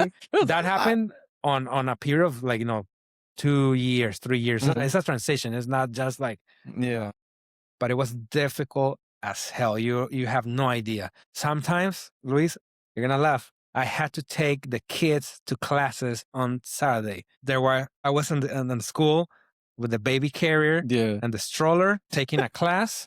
My wife, she was working, and my mom couldn't, take care of the kids that day. So I had to take the kids, get ready to drive to Playas in Rivero, do the class, and then come back, go to my mom's house or something, and then come back. It was very hard times, but it was for the good. It is. Now I feel so, I don't know, relief that I did all of that work. Not only myself, my wife, my family, because they support us a lot. My sister, my brother, like pretty much like our inner circle, my mother-in-law, basically friends. Because sometimes like, I don't know how to do this. Even one time, excuse me, one of my teachers in the master's degree program was a friend. So like I said, I was invited to be a teacher there. So most of the teachers, I knew them. So one of my buddies, it was a teacher there. And I remember it was hard because the class was at night on Fridays, crossing back to Tijuana on a Friday, coming from Miramar, 2 hours, sometimes 3 hours to get to the class. And I remember I told him like, dude, you know what? I think I'm going to drop off class because I can. It's impossible. I can commute from that point to that point to get to the class in time. I haven't eat. I haven't done this. I'm doing this work in the night. I'm like, worn out. I'm going to drop off. And he told me, you know what? I know that you have the knowledge, the capabilities of what we're doing here. Obviously, I was learning techniques and stuff from him because he's a great videographer in Tijuana. And he told me, I'm just going to assign you the projects. You do work on them and just make sure that you deliver, by the time that we need to like review, and just come to the class where we're going to do the class, like the group discussions, or whatever. Yeah. Exactly. You don't have to be coming in. I know you're coming from Miramar. That's difficult, blah, blah. So, and I was like, really? And he told me, if you drop off this class, that's gonna basically take you down another year. You're gonna add another year to your Mm. program. Worth it. Just do this. And I was like, oh, great. So I did that. Luckily, he encouraged me to do that. Another friend who was the web design teacher, same thing, because she knew that I already knew what I was doing. I mean, that's what I did, web Yeah. design, and she was teaching us that. So like, I know what you can do. I'm gonna just assign the project on class one, just finish it, and then if you can, come over so you can help me help the other ones. Oh, If you nice. can, that's fine. Just come over to the discussion group because it was very difficult. All the driving, the family, and everything that you were doing to stay afloat, the market crash, getting your house and everything. Now, what is one thing that you learned the hard way throughout your entire journey, in corporate, business? What is one thing that you learned the hard way? I think I can say that you can't trust everyone like blindly Mm-hmm. because again, personal and personal life and work life is the same thing. And your personal circle, you have friends, you have your family members. Luckily enough, we never had the problem of having, how there's movies and soap operas and shows about like families fighting for Yeah. the business, fighting for the whatever. They're fighting each other, the brothers, sisters, etc. Even with mom and dad fighting with the kids or whatever. Same thing happened on the work side. You work with your coworkers. Sometimes you have peers that you get along with them very well, but some others they're always backstabbing or you don't know. So the hard way you find out that sometimes you're trusting somebody or someone or even a company or Mm-hmm. can be an entity or whatever. But you have to be a little bit more receptive. Again, going back to Going the one of back. the initial concepts, being receptive is good, but you have to be also. I don't know, like I'm not gonna say like how do you say that word like suspicious, not suspicious, Cautious? cautious. I'll say like cautious because it's not suspicious that you're like I don't know if Luis is Mm-hmm. doing this, but you have to be a little bit more cautious about how do you go, and open up with certain things, certain people or certain situations, right? Mm. Because there's people who even though you're thinking they're operating on the good side or by something positive or whatever, you never know. You never know. And there's something when you're doing business. When I decided to move on from a company, I decided when you say business owner, my concept of business owner is not that you have an office and employees and payroll and this and that. Yes, there's a Mm-hmm. lot of traditional businesses that operate like that. My concept is owning your time, owning your time, respecting your knowledge, doing what you like to do and making profit off of it. That's Mm-hmm. my concept of business, I right? like that. Can be it can be a solo practice or it can be a big, company where you have like 20 employees, 100 employees, whatever. But it all comes down to the ethics, work ethics of the founder, the owner, the person. If you're, for example, if we are entrepreneurs, like selling our services, consulting, business, whatever, at the end of the day, we are the ones and think, the business to the client. Mm-hmm. So it's on us, to basically to have a work ethic, to be honest, to be transparent, to be helpful, to be resourceful, etc.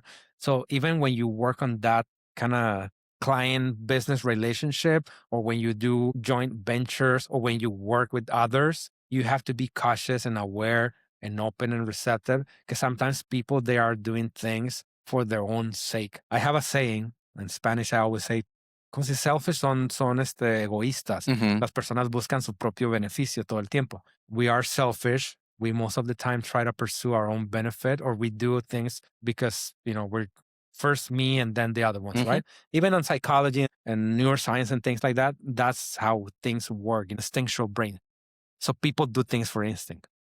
As I've been mentioning, like all in, honest, transparent, but sometimes the other people, they're not operating the same way as you Yeah. are. They have an agenda. They have something. They somehow navigate in a way that they're going by, and you can say like, might be or might not be the way, Mm. but you have to be a little bit cautious. So that happens most of the time, and every single situation, personal life and work, and being receptive and being open and being ready. Being ready is key because when you know that something is happening or it's about to happen, you have to be prepared. You have to be prepared. Like, for example, when I mentioned when we purchased the property, right? A lot of people that were like, losing their house or having a lot of trouble financially. And we were on the opposite side of things, like getting ready, right? Because there was going to be an opportunity. Yeah. Because I knew, like, again, buying a house, it was foreign to me. Buying a house in the US, it was completely different. Paperwork, lending, this, I didn't knew anything about. I'm still not an expert, but I got enough information to go by. But there's always an opportunity, and being ready is when you have to be. It's because you have like that kind of sense that you're aware, that you're being cautious about things. You're preparing. You don't have everything. Again, you don't have all your eggs in one single nest. You have multiple different things that you're pushing at the same time. It's hard. And when I mentioned that it was hard on the time that I was like doing the masters and the kids and that, I meant harsh sense in a good sense, in a good way. Because I know like a lot of people, they have harsh times, health, financial problems, like difficult, like real problems, real problems. In my case, it was difficult, but not in a bad way. It was difficult because we were put in that situation because we wanted to keep getting better. We wanted to improve. We wanted to keep pursuing a better life, not only for me, for my wife. Now that we are, parents, we transitioned to parenthood. We have kids. So now we have kids, who depend on us. So we wanted to we still do that. We work hard. We do everything because we want to pass on something that is a legacy to them. And I'm not talking about financial legacy or, oh, I'm gonna, they're gonna inherit a house or a business or whatever. The most important thing, again, from my dad is like, I'm not gonna give you like money or you're not gonna inherit anything from me other than school. He told us that when we were kids. The only thing that you're gonna get from, he told my brother and my sister, the only thing that you guys are gonna get is like, the opportunity to study. I'm gonna introduce you to school, education, and then you will do whatever you want to do with the education that I introduced to you. If you want to pursue master's, doctorate degrees, or whatever, that's on you because you want to keep getting better. You want to pursue a better life. You want to do something more. And that's going back to one of the things that could be a problem, a big problem, if you're not ready, if you're not prepared, right? So that's a harsh truth that you get. Sometimes you learn the hard way, but those hard lessons, the way I see them is it's an opportunity to learn something, If you're just the victim, obviously there's there's a period, right? There's a period there's a period that you have to go through. I don't know the stages, because I'm not a psychologist or whatever, but there's like stages. First, like, why me? Why is it happening to me? Why this? Why that? This attachment. I can't believe it happened, blah, blah, blah. But eventually you have to move on. You have to move on because if you keep just, crying or just like, feeling sorry or just feeling down, you're never going to move on to the next phase. So it's a stage. Yes, check, and then you move on to the next. You have to be ready. And then if you were pushing, my analogy is you're pushing like, big, circles, big ¿cómo se dicen los engranes? Gear. Imagine if you're like pushing a big gear. If you're just working as an employee for a company, 9 to 5, this and that, you're just pushing one gear and you're just tractioning one circle. But if you're doing a second job, you're pushing 2 gears. If you're doing the freelance, you're pushing 3 gears. Maybe one is bigger than the other one. So it's like a shifting gear kind of mechanism. If you have a business, then you're pushing another gear, right? So that you're pushing family gear, you're pushing kids, you're pushing. So that's my analogy. You're pushing multiple wheels at the same time. One is gonna stop eventually, but if the other ones are moving and operating, the machinery is gonna keep operating. If you just have one single gear moving, and if all of a sudden it stops, everything is gonna stop in one point of failure. And then it goes in everything, personal life, finances. Imagine the same thing. If you don't only have one income stream, and if you don't plan, if you don't have savings or what is it called, the rainy day fund or whatever. I mean, I'm amazed how people live like that, like paycheck to paycheck. People who have problems, like for example, how life is going up, rent, groceries, expenses, everything. And then sometimes it's difficult. Like what if the car, breaks down, you have to fix it. Now you have to put down money. What if you don't even have enough to fix that? Now you depend on your car to go to work, retirement, a lot of things. Once you have family, kids who depend on you, it's double, triple, 4 times, the burden, right? So that's why you have to operate with You have to be, accepted. You have to be prepared. You have to have a plan A, plan B, plan C, plan D, plan whatever, because you don't know what's going to happen. Hopefully nothing happens. Like, again, hard time. It wasn't like harsh in the sense of like, a lot of other people had experience. Is because we decided to go there to pursue something better. Nowadays, we thank God first of all, and secondary the lessons that we learn in life from our family, from my dad, my mom, my peers, that if you do something hard at the beginning, eventually you're gonna get the rewards. And that's also another say that I always have with my kids and my wife. Initial, and my employees, when I had employees, initial setup is the most difficult part. When you purchase an IKEA furniture piece, the first difficult part is reading the many pages of book, or even like equipment. When you were setting up equipment, it's hard at the beginning. Once you do the initial setup, next time is going to be less difficult. Third time is going to be less difficult. And then you're going to master whatever it is that you're doing. So that is a harsh lesson that I learned many times in business and personal life, mainly in business. Bad partnerships, putting a lot of trust in certain people, employees, coworkers, joint venture partners, etc. And then realizing that they were not operating in the same level as you, in the sense of like being transparent, being honest, moving, pursuing the same goal, trying to do good. That's a hard thing. I don't want to get into details, but yeah, it was, there's been difficult times. And it seems like when you get into business with anyone, you got to build a relationship, because a lot of integrity, honesty comes from that relationship. And if it's a good one, then you're going to be able to do like a venture in entrepreneurship, some sort of business experience, and it might turn out well. But those two people have to be aligned on the same goal with the same mindset that you lead yourself, which is, integrity and honesty. Now, what are you working on this year wise for your business? So again, going back to the way I work, I'm always doing many different things. My business, as I mentioned, my perception or concept of business is running. Right now, I'm respecting my time. I'm respecting my family time. And I'm also like, trying to get back to a point where I build up something with the learnings from last lesson, I guess. Every project is a lesson. Every client is a lesson. So I come from an experience working with a group of folks, I'll say, because it was a group of different individuals, different entities. So we work on different fronts. Obviously, my front always been on the creative side, marketing, design, development, software development, anything that has to do with creative. I think I did everything that I was correct on that end. Some other, again, going back to the analogy of the gears, the company is a gear box, right? So if you have your gear lubricated and running correctly, so the rest of the gears can be bad, but you still promote, or some of the gears are still running, they promote good, movement for the company, right? So that happens until eventually most of the parts or essentials start breaking and etc. So we come from that experience. This venture basically got fragmented into like different fractions and pieces. Many people work together. They group in smaller groups. They started pursuing, interests, personal interests, or, business opportunities. And I started working with a few. I've always been like that, open. Luis, like you mentioned, relationship is key. I'm always like this. I am like this. I mean, we barely know each other. Know. I am like this everywhere, anywhere, with anyone.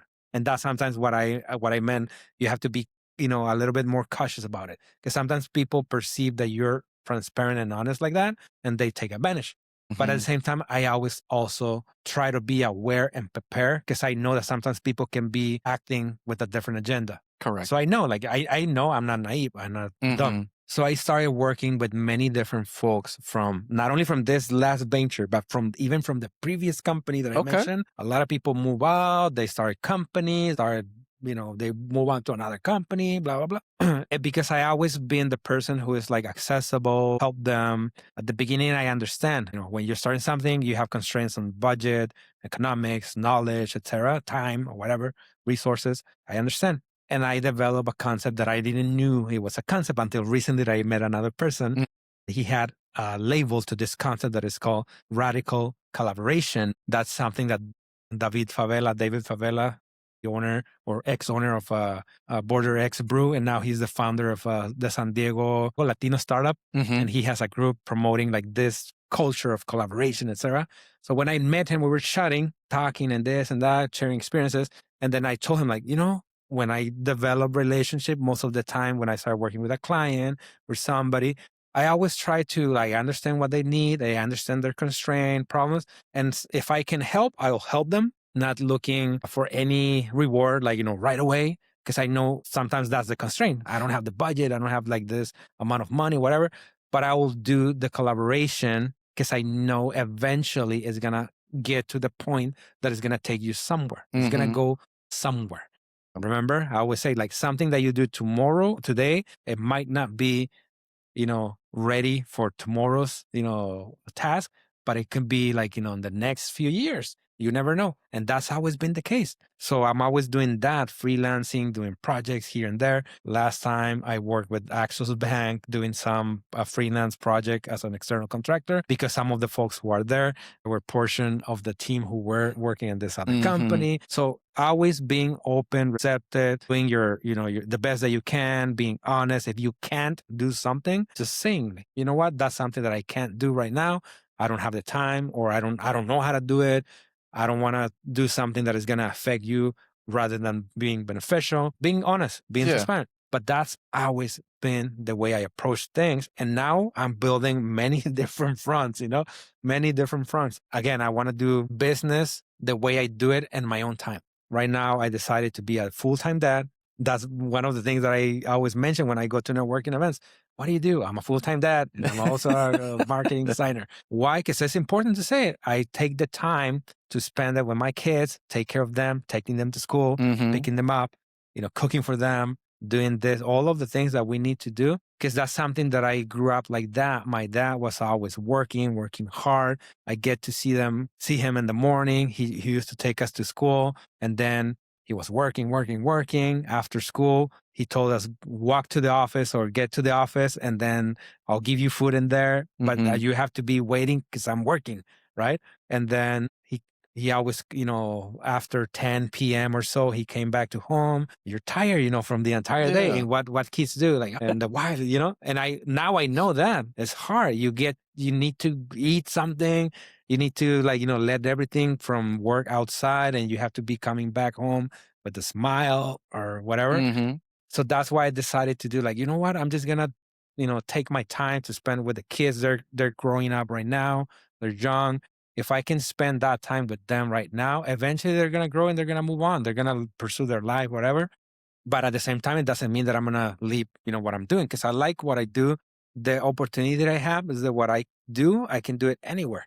Nowadays with technology, you can do anything. Laptop, you can sit in a coffee shop, you can sit in your car if you want, you can do whatever. You can record with portable studio as we were talking, or cameras, instead of carrying the big, box on your shoulder. So now it's like phone or, it's simpler. That technology is facilitating the way we do business and opens up to broad markets. So that's what I'm doing, working with clients. And for example, Austin, I have a client who they have operations in Mexico and the US side, local clients in San Diego, nonprofits, everything. Because what I want to do is get to work with local communities. When I say local communities, I mean local in San Diego, and then local where I live, and then local by culture. Being Mexican, Latinos, as we were labeled here in the US, sometimes we lack certain things, certain knowledge, certain resources, right? Even me, I lack a lot of things like legal. I'm not a lawyer. I'm not a financier. I'm not but that's where you develop your network, your connections, your peers, your folks, that you have your groups.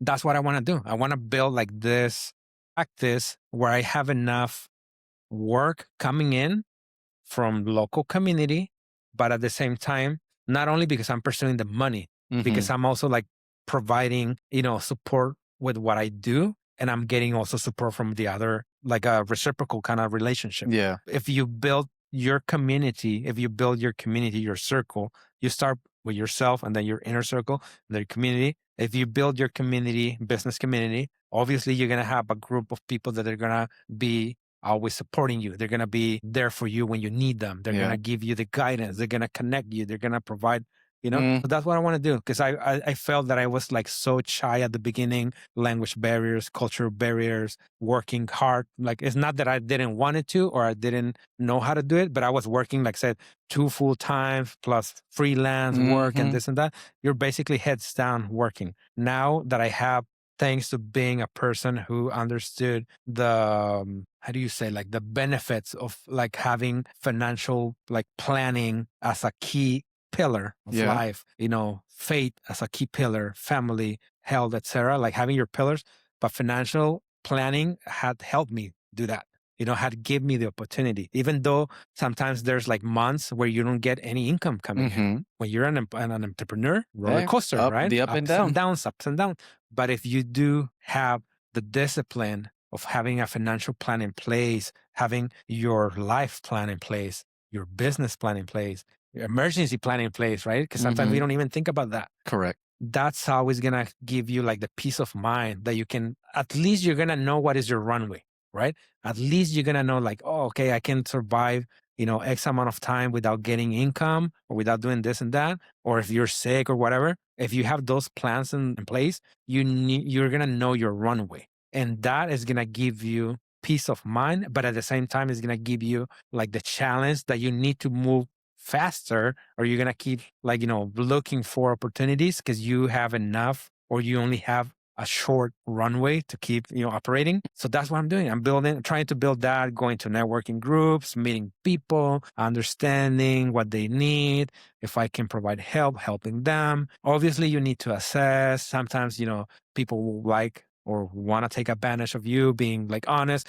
But going back to that concept of radical collaboration, what is it? Is you help right away upfront without expecting anything in return in the short run. Gary Vaynerchuk says job, jock, and then hook. Same concept. Yeah. There's many ways of putting it together. I always done exactly that without having a label to it. But when I spoke to David Favela, it was like, exactly, that's what I do. I'll go talk to somebody if they need my help, if I can help them on the redesign of their website or whatever it is on the outcome of design.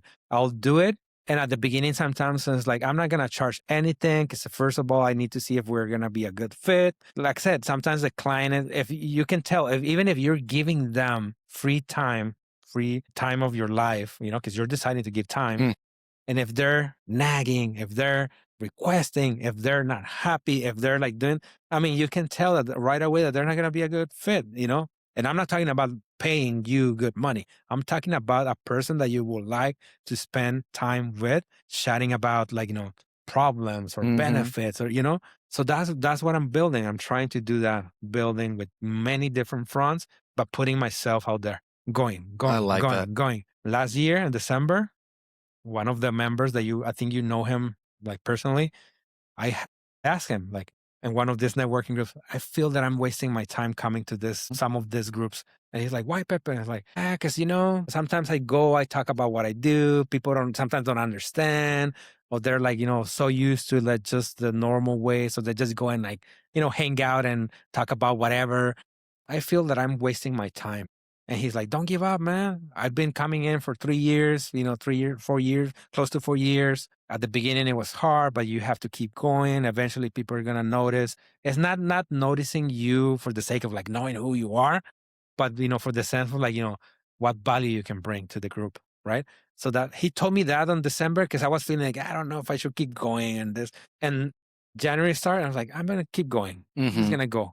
And I'm going to go to another one and to another one. And sometimes I go to groups and I feel that I'm not even like a fit, I feel like, man, what am I doing here?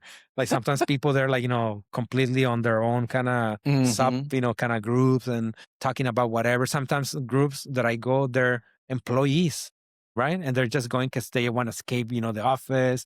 They're just there drinking the coffee and talking. Yeah. And I'm like, I'm just going to keep going. Eventually something's going to come, as an outcome. And that's the stage where I'm at, doing that, doing work, organizing my time, making sure obviously that I can capitalize from clients and projects, and also the ones that I'm finishing, knowing that there's more coming in, or at least you're building a pipeline. So I'm on that stage again. Because I've done it in the past. I had like some, coworkers that they were like, in the office, we were paying, we had, an operation that now I want to do it differently. Less stress when you have to deal with less people because they depend on you. And it's not because you don't want to deal with them. It's because I take it so personal that they depend on me, right?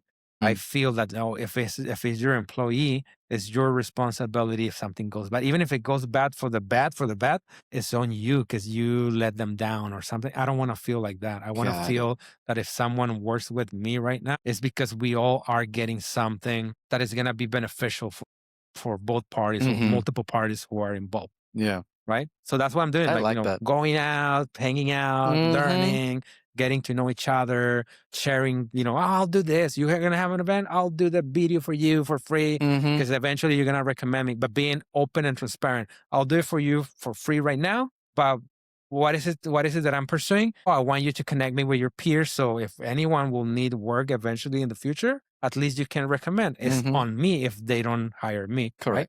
But at least you connect me. So being transparent. I like that because in life and in business, it's all about the team, the relationships that you build that in the future, maybe you need their services or maybe you know someone that needs their services. I take it as a job for me to connect people because if I know one person does like really good job and I trust that person, I know I can send someone I see. and I'm like, hey, I can just connect you guys and talk. If you guys do business, cool. If not, hey, at least you know someone that can do it. Yep.